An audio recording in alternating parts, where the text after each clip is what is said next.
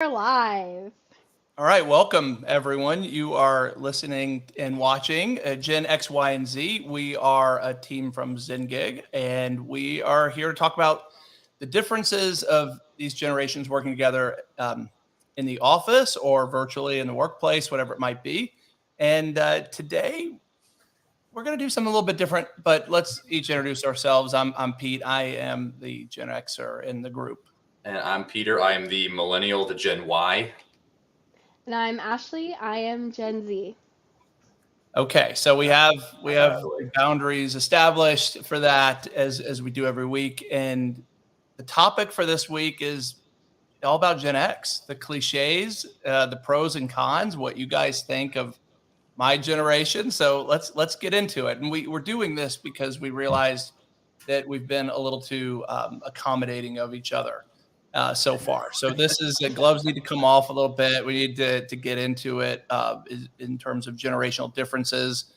You guys will each get your shot, but we're gonna start with Gen X. So let's hear it. What I are think the that's isn't that one of the stereotypes that Gen X is like standoffish and like they like confrontation more than the other generations around them?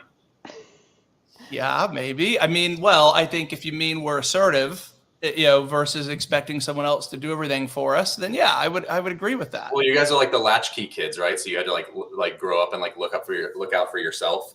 So that's where that term came from, like the people who were from the 70s and early 80s. Well, for sure. I mean, I shared a meme the other day that it said something to the effect of my parents didn't know where I was between 1981 and 1989 or something like that, and it's so fitting. And my dad actually saw it and took offense to it. He's like, "We knew where you were." I'm like, "You may have known, but you didn't necessarily care," right? Where today, and I'm guilty because I'm a parent of Gen Z kids. So I behave much differently than my parents did. But for me, I mean, we were independent. All the cliches were true, right? We'd leave the house as kids in the morning and come back when the sun went down, and really no contact, no phones, no way of getting in touch. It was like you were just out in the world, which seems you're on your own. Yeah. Well, Ashley, since you're Gen Z, your parents are Gen X. My parents are boomers, so I can refer to all that when mine. But the only Gen X people I really like grew up around was my youngest uncle, and then like a couple family friends and stuff. Most of mine they were a little bit older, so I guess they fall more into that stereotypical boomer. But like, didn't you had like how did your parents raise you that you're like, this is maybe a product of your upbringing? You Gen X parents ruined all the fun. We had curfews, trackers on our phones. They had to know where we were 24/7. And we always look back to, like, let's just say the boomer parents that their kids go wherever they want. They weren't like on top of them like helicopter parents.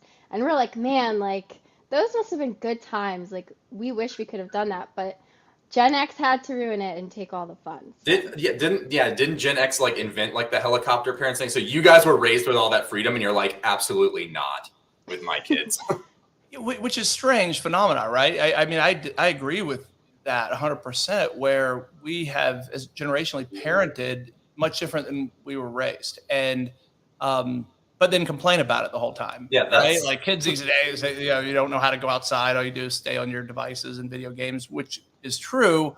But our generation parented, to create that where we wouldn't let kids just leave. And even so now, I mean, when my teenage sons leave the house, my wife is like, oh, at night, if they're like, hey, we're walking up to the store or something that, again, I was free to roam around town by the time I was 12 on my bike. And now it does catch my attention a little bit. I'm like, all right, let's make sure we know when you're coming back. Let's know where you're going, which I don't know why that is, other than maybe we're so aware of all the bad things out there now that can happen. I mean, it's so in your face. You hear about just all the, look, we're faced with it constantly. So maybe that's why we're just much more conscious of bad things, but let's not make it about that. Like what? So look, I know we've done that generationally. I take full credit for that with good intentions, but bad outcome, I think.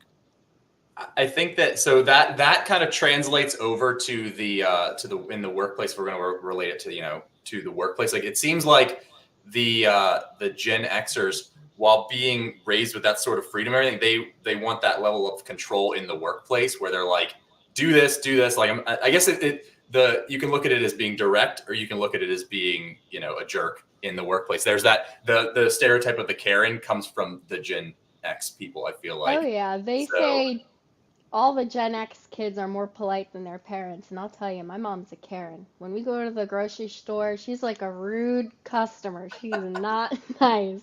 If something's going wrong, she's not happy, and then I'm sitting there like, Mom, like, come on, like, be nice. They're just doing their job, and she's like, "Ah, no, and she's just. So is that true, or do you think Gen X is more like the So Karen? I would say my kids would say the same thing about me, but I said the same thing about my parents. So my mom would, I remember being embarrassed of how she would react in public to things. So maybe it's as much of an age thing as it is generational. I don't know about that. We'll have to see Oh God, how you guys are 20 years from now, right? I When you hope it That's doesn't true. I guess, get yeah, you can't really ugly. relate it to, is it just age or is it a generational thing? Because we in preparation, I was like, oh, let me look up just some common like stereotypes, and it depends on who wrote the article. Some people are like, Gen Xers are really like straightforward in the workplace, and then it's like a different person wrote it, and they're like, Gen Xers are the worst. They're like, there's literally a tweet I saw, and it's like, the baby boomers like, sure, I'll provide a reference. Glad you know it wasn't personal when I threw that chair. Just how it goes sometimes. Anyway, it's been fun staying in touch. Call me if you ever need anything. The Gen X person's like, I've reported your toxic behavior for not working on the weekends to HR. right. So Well, okay. So let's talk about the emotional aspect of that. So I think, being independent, one of the traits of Gen X, I think is two parent incomes, right? Where, yeah, moms weren't staying home, like they had been in the previous generation. And that makes kids, force kids to be independent, resourceful, definitely traits that I think lack today. Where if you take that helicopter parenting, where you haven't given kids the opportunity to be independent, and that's a huge difference in how you're going to look at everything and behave in every scenario. So I think that's an unfortunate parenting trait. Like I don't. So while that's a criticism, I take it as a compliment almost. That yeah, I have to be assertive, um and I can't rely on anyone else, right? I mean, well, I that's think how I believe. that seems to go into like the whole. I mean, if we're going to roll into to being assertive, that the stereotype that like Gen X like invented the term like work-life balance. Like that wasn't a thing for baby boomers. They're like, I'm working for the same company for 30 years and I'm going to retire and get my gold watch whenever. And Gen X are the ones who saw like multiple layoffs, in like the 80s, and then like they're the ones who were affected by that probably more than even baby boomers or millennials. So you guys, it's funny that you dealt with all that, but there's also that like sense that I gotta work really hard and I gotta have the grind mindset. Like that's where that came from. So like, how do you reconcile that with like having seen how your parents, or not even your parents, I guess your older uncles, baby boomers, were raised and had this company loyalty that you guys don't seem to have, and I Well, guess kind I of think translate it your kids. I think it's shifted. It's gone, and this is obviously everything we're talking about are gross generalizations with this, but it's almost gone from expecting to do the same job for 40 years and retire, work for the same company forever, to not being loyal in that regard. Making sure you're looking out for yourself, but also carrying forth that work ethic, right? That came with it. I mean, if you're going to look out for yourself, you have to have a strong work ethic. So you might not rely on an organization, but those things have carried forward. And then I think as generations have gone, by now, it's the work ethic is what's fallen off. So no loyalty and no work ethic. That's a bad combination. So I don't. Again, this is a gross generalization, but I don't um, I don't think Gen Xers expect anything to be given to them, and that to me, like, there's no entitlement, relatively speaking, with Gen X.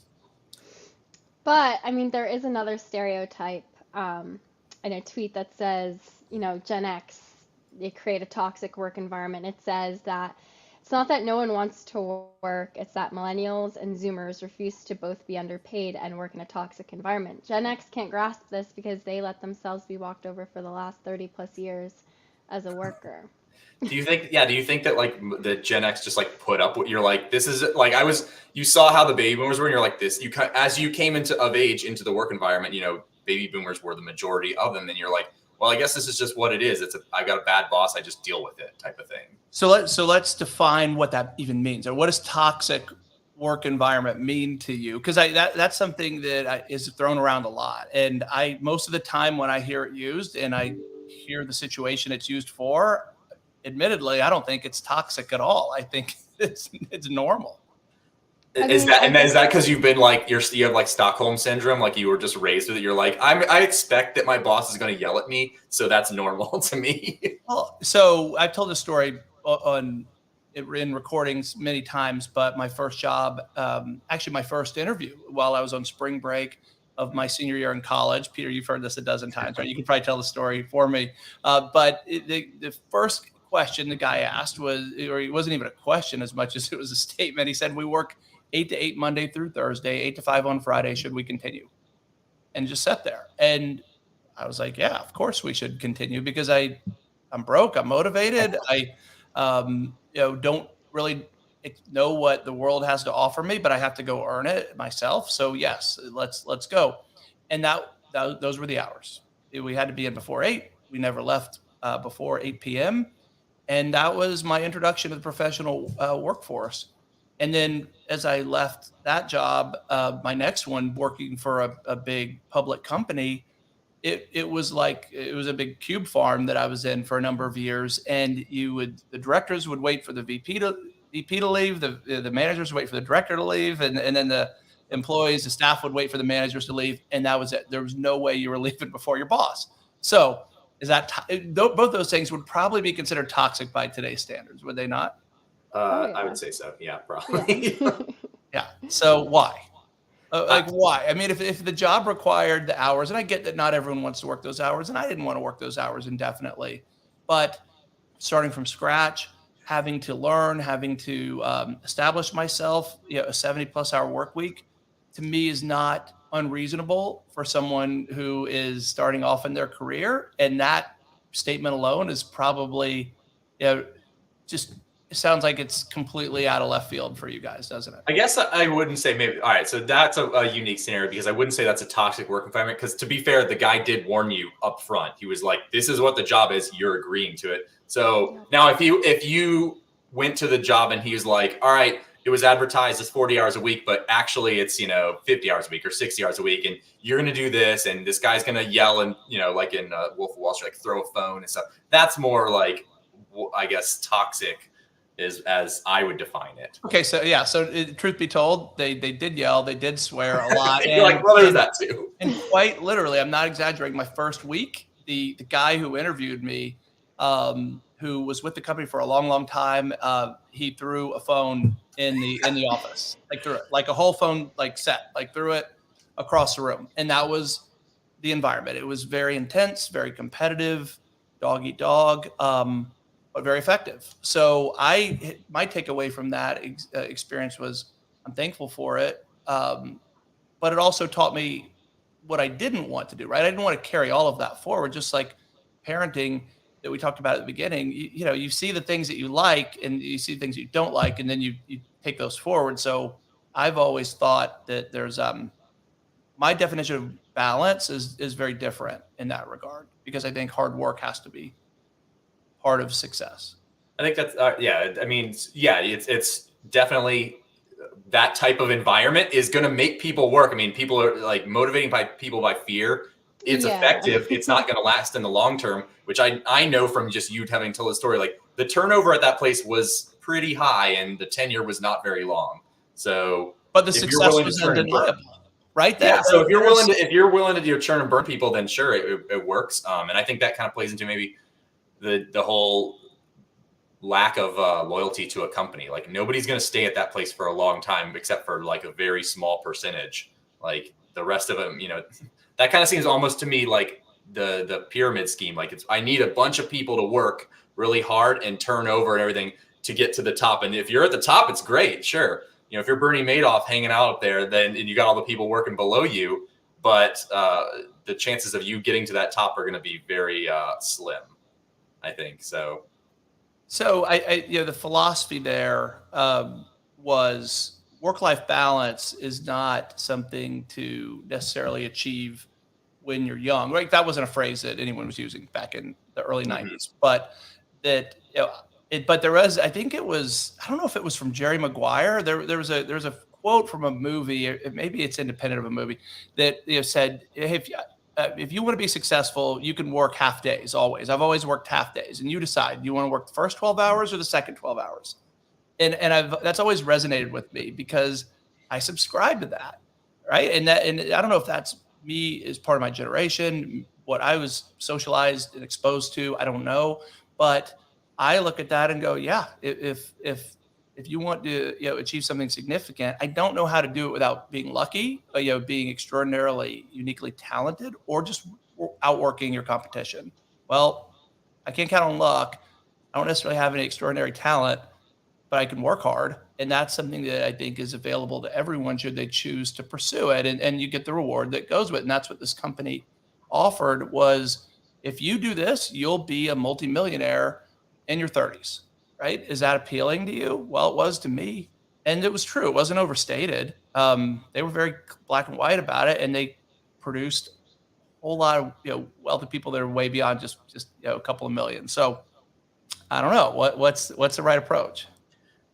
Well, so I think that the kind of shift from that, maybe you guys you came of age in the digital type of generation. So sharing stuff online and maybe sharing your experiences, that's kind of, I feel like where work-life balance and the whole shift came, because now you find other people and you're like, hey, wait, this place is treating them, in this way, and this place is treating them this way. Like, I'm going to go to the one that I view as better. And that's where that shift is happening. Maybe people like Gen X in their early career, they did that. And they're like, I don't want to put up with this anymore. So now I'm going to, require a little bit more of people. I'm going to require a little bit more of my boss. Millennials came, they saw that. And that's where that degradation, I wouldn't even say degradation. I think that's where that shift has come from. I mean, it seems like you guys, while putting up with that, you're also like, I don't want to put up with it anymore. So I'm just going to the whole workforce is going to shift, because you guys are the ones who are now the senior managers and the directors who have the ability to say, just like your boss said, we work this hour to this hour. Should I continue? You guys are the ones saying that now, and you're choosing not to, I think. Well, you can't say that anymore. I mean, you can, but it's going to be a very lonely place, right? I think. So the world has shifted. There's no question about it. I think you could argue that it's for the better. I think you could also argue that not so much, right? Because there's still going to be winners and losers, from all other things being equal, for those willing to work harder, right? And that is, as long as we accept that, as long as we can agree that,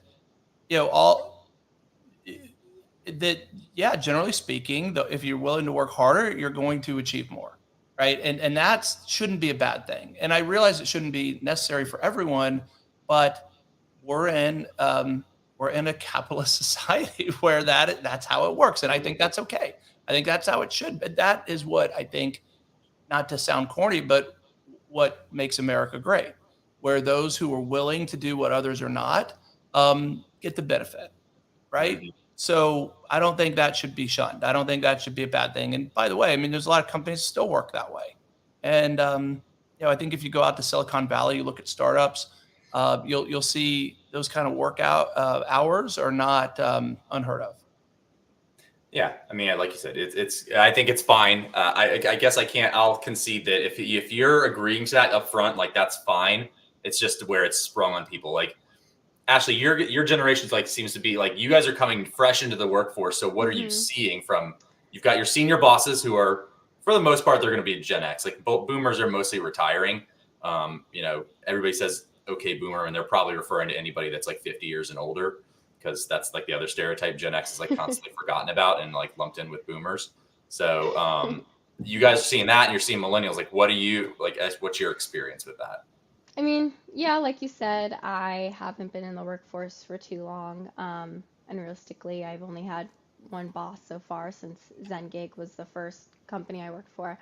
Um, I feel like it's hard to say, only working for one company right now and like only getting to see that. Like, I feel like I work good hours and I could still like be successful if I work really, really hard and try to move up. I mean, I feel like the old times, like when you had to work all those long hours, like The old times. the old times, I feel like you could be successful and still not have to work that many hours. You could still put in hard work and only, work for a certain amount of time. I think like in England, they have people working 4-day weeks and people have been more efficient and successful than ever. So I feel like it really depends, like I guess what I'm seeing so far and the things that are changing is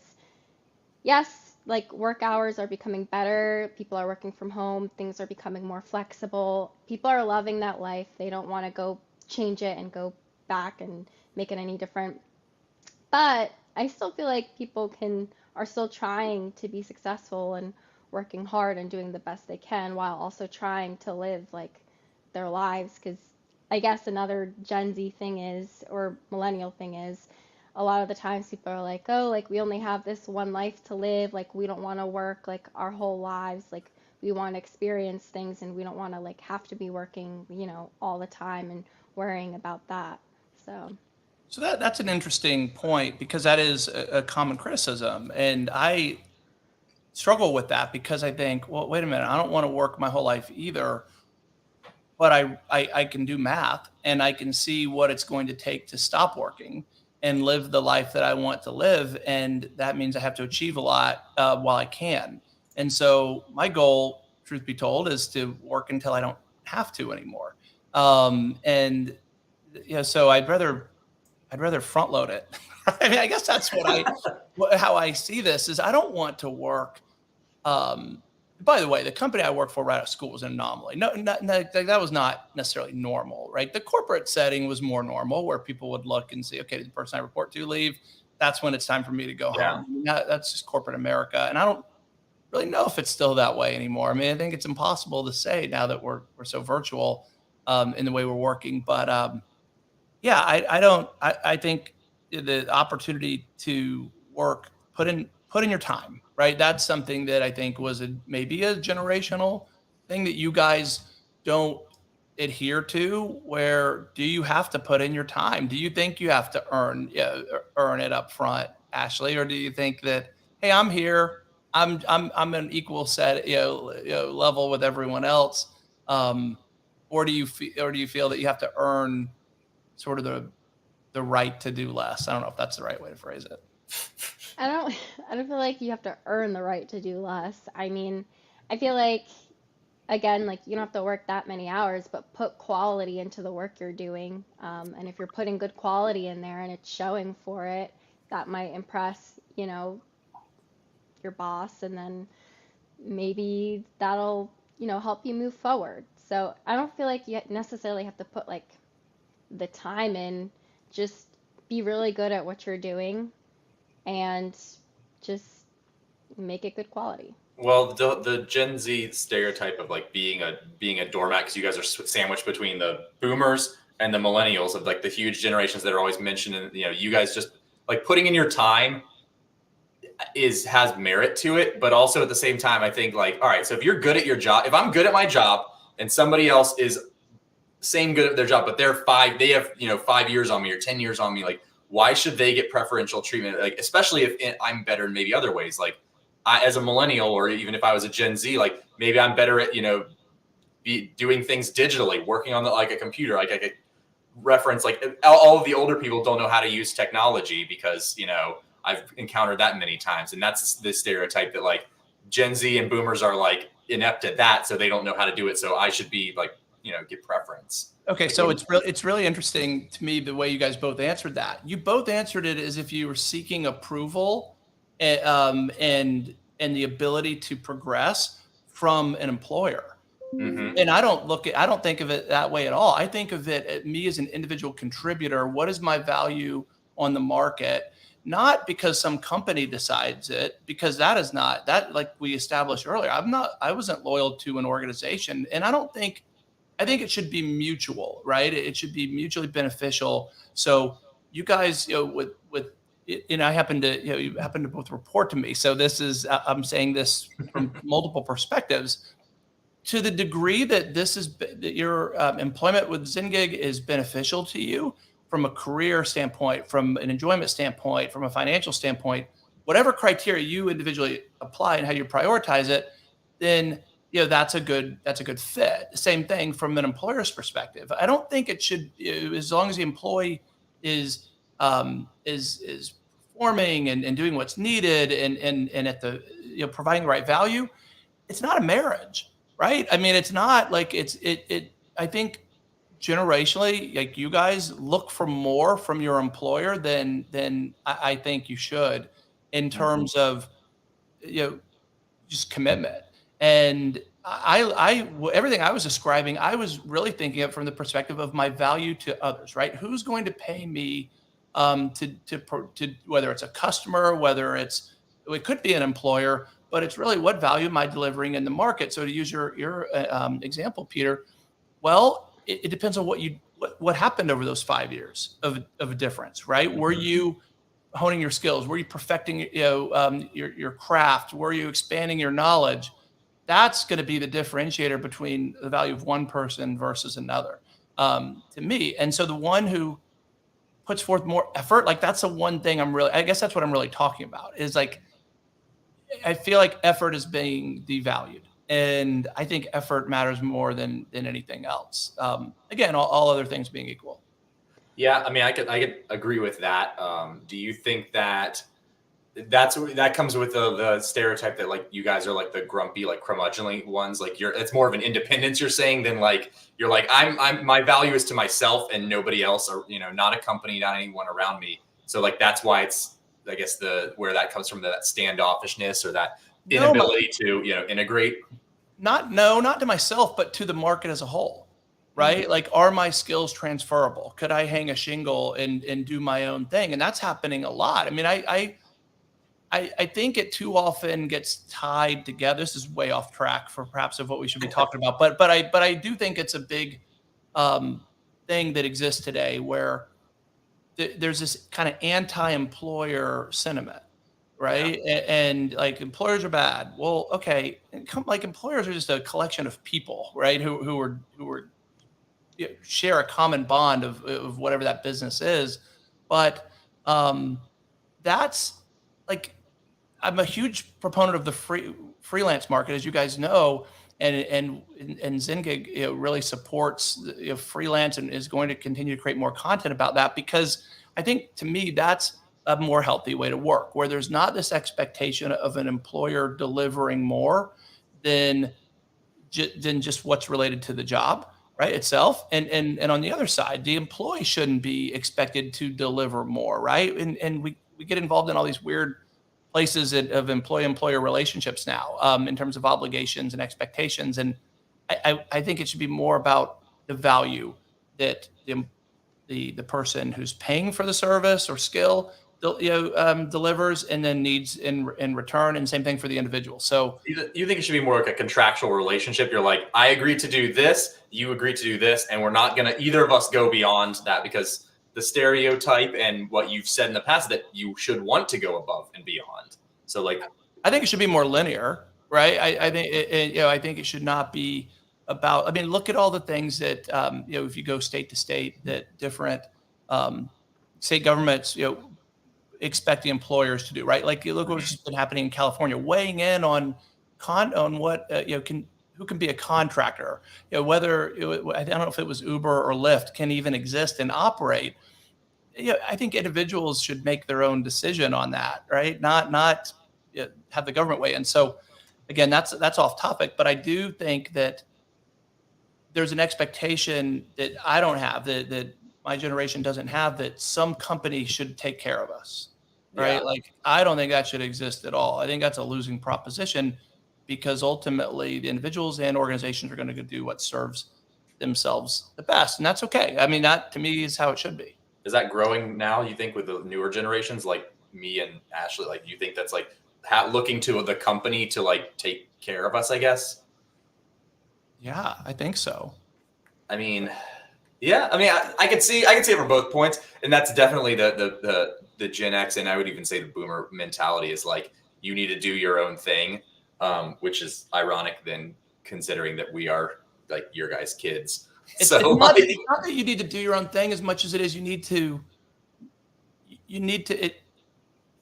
not look for more from that relationship than is on the surface, right? I think that should be enough. And I think the federal government, unfortunately, has imparted so much burden on employers to make it more than that. I mean, just look at the Affordable Care Act, where in contract staffing, the business that we've been in for a long time, no one was complaining. The person making an hourly rate on contract historically typically would make significantly more money per hour than their direct counterpart who had the benefit of healthcare and days off, PTO, that sort of thing.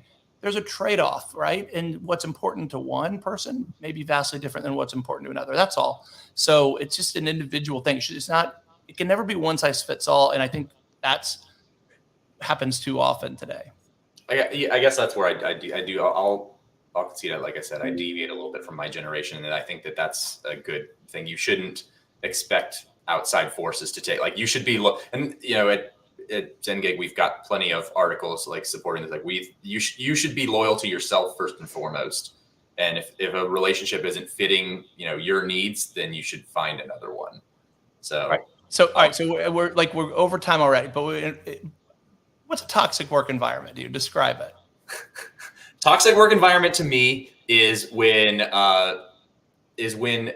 the relationship is violated in a way that they expect more from you than they are willing to compensate you for, and that so if your boss is yelling and throwing phones and whatever, and that's fine if I agreed to that up front, and if they're paying me well and I'm willing to accept that. If they're paying me, poorly, and they expect me to do all these extra tasks, and they're just going to pay me, that's a toxic work environment to me. What Peter said, and I guess also if the coworkers are around you are kind of negative too, and kind of making your work experience kind of miserable, I feel like that's also toxic. The compensation is directly proportional to the level of toxicity that I can put up with.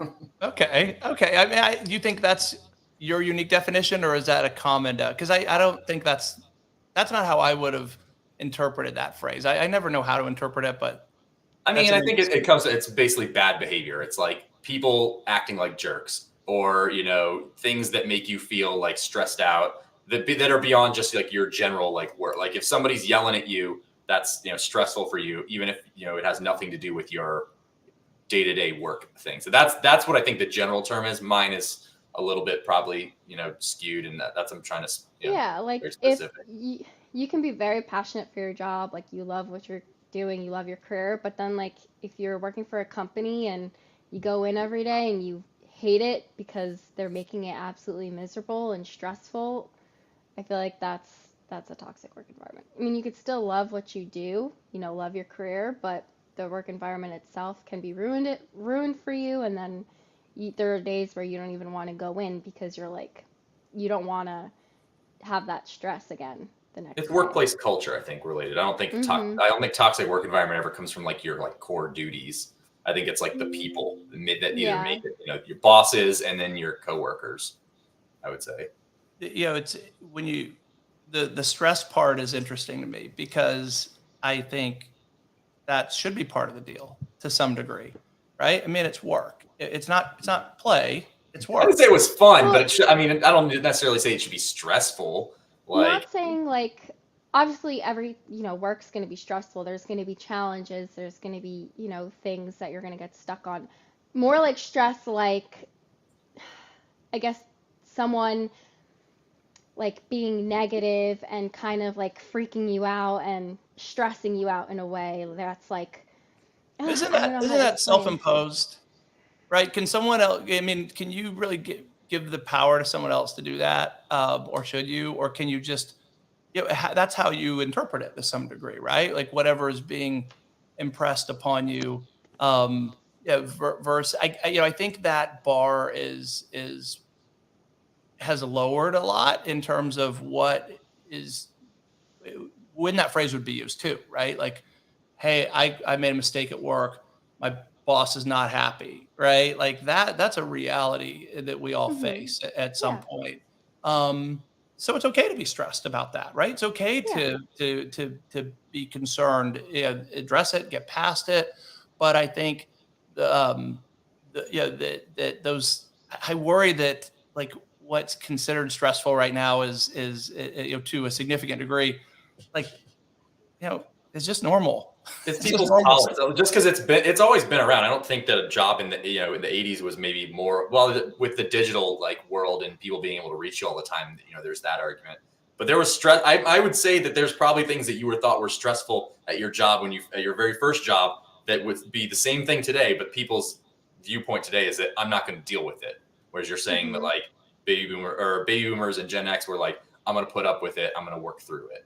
Yeah, I get, that's an interesting thing. So, and I think you're right. I would have like the stuff that I faced in the first, couple weeks of of the job that I described. There's no way that could fly today.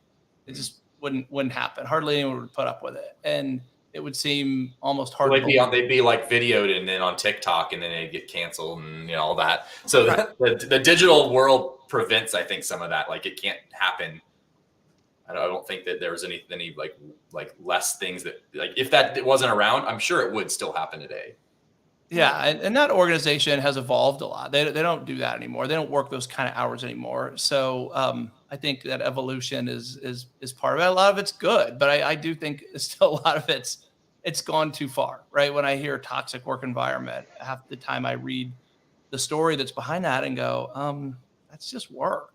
Well, we'll see if the pendulum swings back to with Gen Z if they're willing to, I guess course correct according to you. Guess we'll see in the next show. Is it going All to be right. on me? Are we doing Gen Z next? Yeah, we have no LinkedIn comments today, so I don't know. I don't Maybe know if because people just forget about Gen X. Yeah, they're Again, just that's okay. Yeah, they're just sitting silently in the background watching.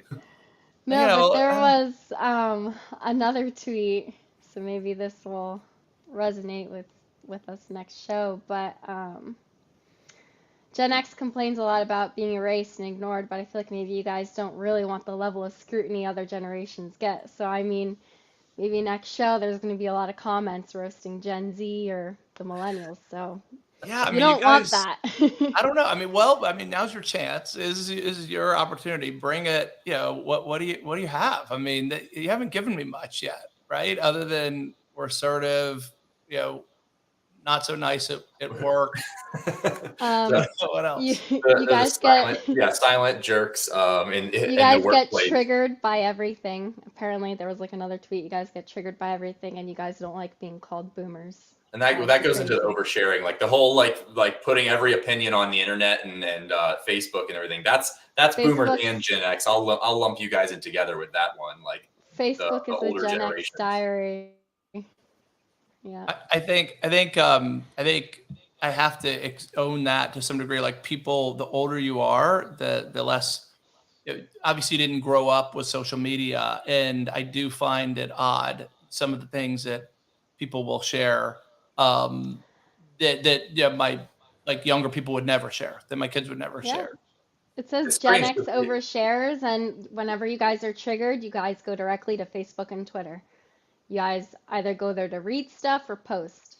Well, I see tons of Gen X people like posting like opinions about everything. Yet they were the ones who grew up with stranger danger and like privacy and all that stuff. So they're the ones who my parents and my younger friends and stuff whose parents would be like, don't, make sure you're not putting everything online. Don't. And then nowadays it's like, I got the boomers and the Gen X that are just like literally every aspect of your life is on Facebook now. Yeah. All right, that's it. That's the best you guys have. Come on, we're at 40 minutes now. That's one more tweet says, it's all fun and games having Gen X friends until they go and have Gen X opinions. They have one that says, feeling the need to always share their opinions. Yeah. So. Yeah, I get that. I mean, I do. But I also think that I don't know. I think the other generations are pretty darn opinionated. They're different opinions, right? I mean, I think that's something that people my age, as you get older, I think it's probably natural too that you don't have as much respect for other opinions, right? And I think that exists on both sides. Like when I was younger, I would look at older people and go, "Oh, you're out of touch. You don't know what you're talking about." And now I look at younger people and go, "Wow, you haven't had enough experience and knowledge yet to have the right opinion." So I think, don't you think that's just something that existed forever, right? Through like, I don't think that's the whole kids these days, the type of thing that's like literally 200 years ago. People are like talking about kids these days are like ruining the world. Right. Just now more than ever. Yeah, it's different this time. Yeah, this time it's different, but I swear, you think that, right? But what's different now is so much of it plays out in real time on social media, and that has been such a different thing for each of us individually and collectively to learn how to live with, where we see stuff on the internet now and like how we react to it. I mean, there was a whole cancel culture thing that was going on a couple years ago, and like, having opinions on whether, Chick-fil-A, should, like, what their like religious, opinions are, like who, like that didn't exist in the not too distant past, right? Or at least not at scale. I mean, wasn't political correctness like literally a huge thing in the 90s? Like that was the Gen Z or Gen X thing, which is exactly the same thing. So, but it wasn't broadcast so widely, right? Where now, if you guys had like social media at that time, it would have been broadcasted. Right. But it wasn't. And like, I remember I think it was Time Magazine had, on the cover, it was like the PC police. It was about political correctness. Mm-hmm. And I don't remember what year it was, probably around 1990. I'm kind of making that up, but probably around then.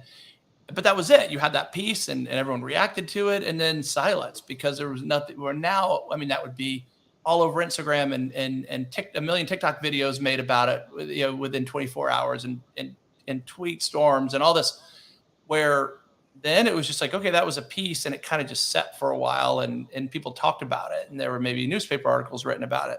Everything happens in real time now. And that's, I think, what every generation, like you guys are dealing with it in a different way than people my age deal with it, but it's a struggle. I think it's changing. Like that's going to be that's a huge thing regardless of regardless of your generation. That's going to be Gen Z. You guys have always had it.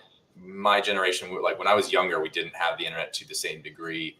Gen X, the same deal, like seeing things change in real time.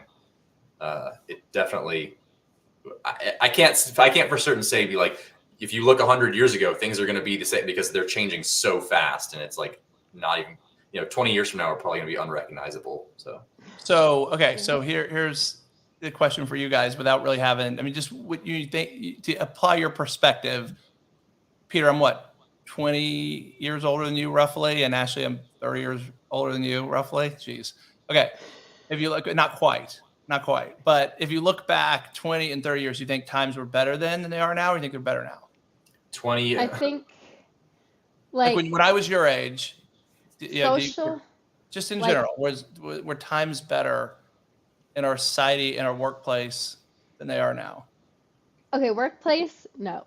But Why? again, you guys had a lot of freedom, like socially wise. So I feel like back then it was probably fun going out and having a social life, but work wise, no. Again, I don't want someone yelling and throwing a phone and working that many hours. So Gen Z perspective? Yeah, I'd say the 20 years ago, early 2000s, kind of hit or miss. 90s, yeah. Like I think the 90s were. I mean, I grew up in the 90s; they were awesome.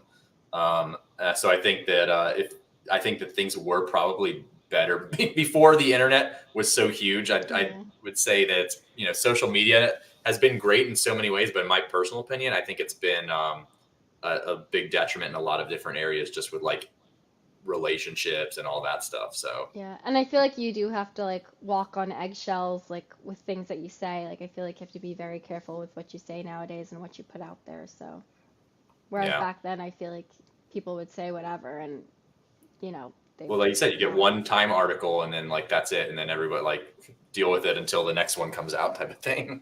Yeah. Right, which is vastly different, and I think that has been bad. Like I think society, how divided everyone is. That is certainly peak, awfulness in my lifetime, and maybe in the history of our country, or at least in the last 100 years. I think. I mean, it seems like it's not. It's only getting worse.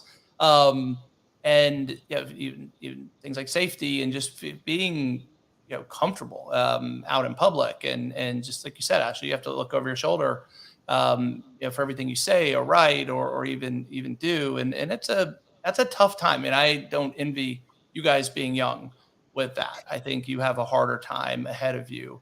Everything's very strict. Yeah, very strict. Well, extreme, right? Like everything's extreme, and like I don't think most people are really that extreme. I think that's what we see, because most people who don't have extreme opinions probably don't want to get in that mix and not do it publicly. So you see on the social media front all these extreme opinions and from both sides, and it seems like that's where we are. But I think I would say the vast majority of people, like the 90%, are way in the middle of all of that. Well, I mean, I do think like the freedom that you guys had as kid, where you said like it being like you were able to just go out until the street lights came on type of thing. Like that isn't a thing that really exists anymore because everybody's so afraid, and just the world is, I don't know. It seems like it is, scary. Maybe that's because of the internet and all that. So I do envy like that. I got to experience some of that just as a kid, but like kids, growing up now, like they don't get that. And that's kind of crazy. Even like schools are more strict. Like I used to hear stories of like people that like high school, like back in the 90s, just so much fun. And just then like walk to school. And high school for me, you had to sign a sheet whenever you wanted to go to the bathroom. Like, okay, that's a little extreme, but but the other side of the coin. I mean, while I say, we did have freedom as kids, but on the other hand, if you could play, an online video game with all your friends and be connected to the world, would you really want to go outside and play with sticks if you didn't have to? Like it wasn't because that was our choice. It was because we didn't have a choice. Yeah. But then you guys got to make like fun, crazy memories. And like, what's the memory sitting on the bed? Like, oh, I'm playing video games with my friends. Like, I mean, I have some great memories of doing that. So like, I can't hate on that too much. But I think some of it's for like, candy's bad for you. If you had infinite supply of candy, you just eat it. The fact that you were forced to do some of that stuff is probably for the better. And I think there's probably a balance. Like being able to play, an online game with your friends from across the world is great. If you also are not always just only doing that, and sometimes you maybe go outside and you go swimming or you go, climb make a core memory out there. Like, I don't know. Right. No, I get it, but I look at what my kids have been able to do and think, okay, they've definitely had it better and easier. And I don't know that they're not making memories. They're different. And yes, it is easier. Get your butt outside, go do stuff. I've kicked my kids out of the house multiple times and told them they're not allowed to come back for some period of time so they can go do it. But on the other hand, I'm like, and they're like kind of standing there like, well, okay, what do we do? Like, we don't know how to go build a fort or build bike ramps or any of that stuff. But are they ever going to have to? I mean, the technology that exists today is making our lives easier and better and in so many respects. And I do think work is better now. I mean, I think how you can work and the options that exist, quite frankly, that's why I have such strong opinions on the employee-employer relationship, because I think no one has to enter into that by because they have to, right? It's like it should be by choice and only if it's beneficial. So back to the work topic, I think that there's opportunity now for that just didn't exist before. So much more. Remote and digital, it has benefited a lot. I mean, we're remote right now, so that being able to do that is definitely, that's a plus. And I guess I can't really imagine what it would be like without any sort of access to computers at all, because that's It's so probably much easier to get certifications now. It's probably, you have LinkedIn, probably easier to network now. So we are lucky for that. And the last thing I'll say on that, just because you work only 8 hours for yourself, all right, for your company, if you're employed by someone, go do something else. Go do something on the side. I still think that opportunity exists and is under where it exists now better than ever, because so many people my age, my friends growing up, in my 20s and 30s wanted to do that, but it was very difficult, pre technology and internet the way it exists today. I mean, in my 30s, it started to evolve, and you saw that happen a lot more. But if you're not on the path where you are heading in the direction where you want to end up, and figure it out. It doesn't mean that's how you have to pay your bills today. Separate those things, but pursue something where it doesn't feel like work, right? Then that's where I always come back to is if you're going to put in. I'm a big fan of grinding and putting in lots of time to be successful in anything, but to the degree that you can make it pleasurable and it's what you want to do, that should be the goal. Yeah, I can agree with that. All right, that's it. Are we done? You guys were easy, man. I'm not going to be so nice on your generation. So well, that's the thing. It's again, there was here. It's because you're used to bosses throwing phones at you, so this will be the last. This will be the last tweet we read. I know Gen X are feeling left out by not getting made fun of by younger generations. So here's one. Ooh, I'm a Gen Xer. I love REM. Out of Time would be a perfect album if it weren't for Shiny Happy People. I actually like Shiny Happy People too, for the record. So there we have it. That's the last one. Did you know I'm a huge REM fan, or did you just come up with that? No, Ashley doesn't even know who REM is.